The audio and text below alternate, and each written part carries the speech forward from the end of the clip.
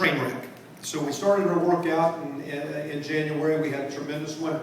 When you go through coaching changes, you get some attrition and players don't stick with you. And everybody talks about how hard they work, and that's all subjective and whatnot, and it's all coaching rhetoric or coach speak and selling your deal, I guess. But my background recently is for every second you work out, there's another second of that workout that's a run. So if we're going to work out 10 minutes, we're going to move for 5. And if we're going to work out for an hour, we're going to move around for 30.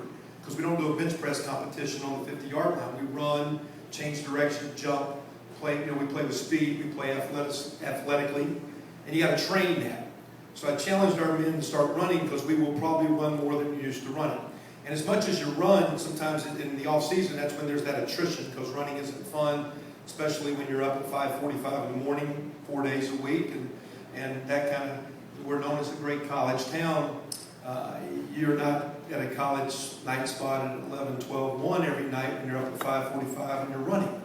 So we had to change our lifestyle. We try to teach our young men how to sleep a little bit better, eat a little bit better so we can train better. But we had a great winter, and we lost one player in a coaching transition that didn't want to participate with our program, which I thought was shows the quality of kids that Coach Lynch, the quality of kids that your school attracts, a lot of men coming out of great families, moms and dads, understanding structure.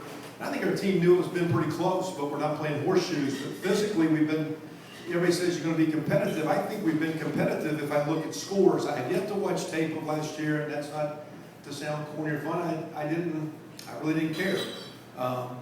You sit there and watch tape, and you see a guy do something, you say, well, that's bad. Maybe he was told to do it that way, and I don't understand that was right or wrong. Maybe you see a guy do something that you think's great, and it was completely opposite of what he was coached to do. And it was actually a mistake. I can't tell you how many times I've called a touchdown play where it was totally screwed up and worked.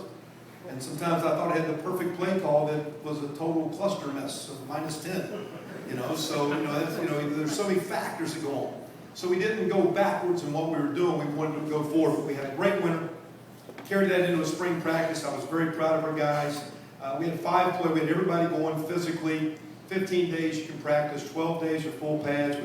I think you train speed, you recruited, but I think you train it.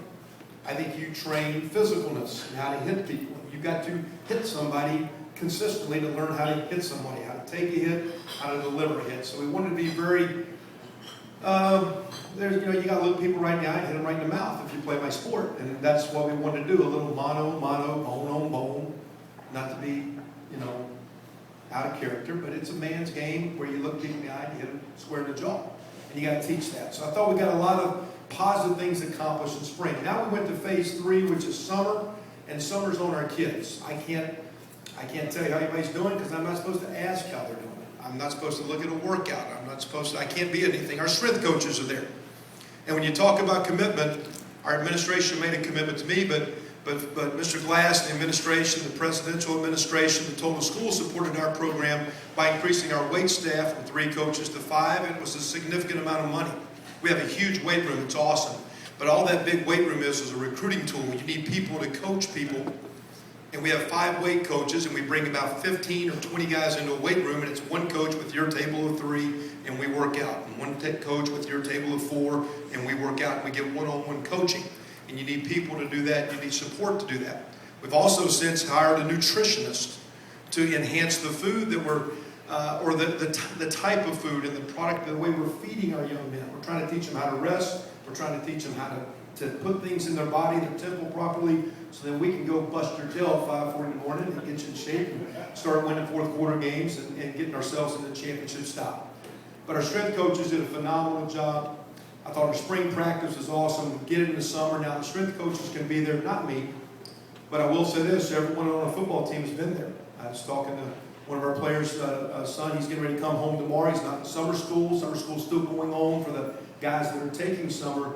But there was a huge commitment from our school from a financial standpoint of summer support. Because in the summer is when you make the difference and make the push. The old great coach Woody Hayes had a saying that you roller skate or rollerblade in the winter and you ice skate in the summer. Meaning when the snow's melted, you still ice skate. How do you get better when there's no snow? It's the opposite saying. It doesn't make sense. It doesn't sound right. But when I take the pads off, how do I get better without spring ball. And you do that with summer development. And the first thing you had to do was get everyone there. Last year I had 12 upperclassmen. When I looked at the roster, 12 upperclassmen there for summer school. Right now our entire team has been there. That's a huge commitment.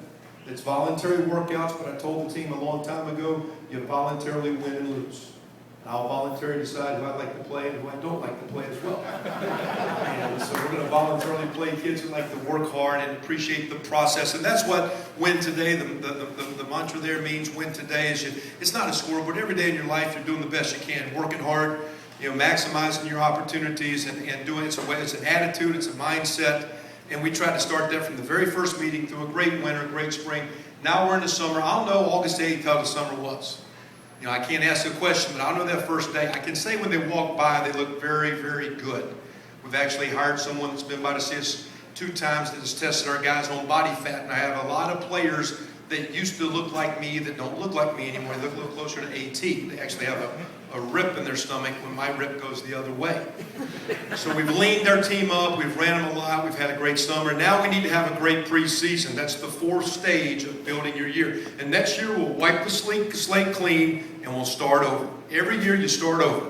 As good as it is, as bad as it is, in my eyes, why we won at Miami, Northwestern, and Oklahoma, 2 different coaches but very similar principles, the process of how to develop your team.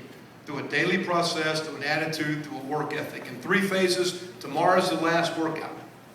We have a few more days of school, a week or 2 of school, but tomorrow's the last workout. We'll give the guys a handful of days to get their bodies fresh. Next weekend we officially show up, although everyone's been there since July 17th or June 17th.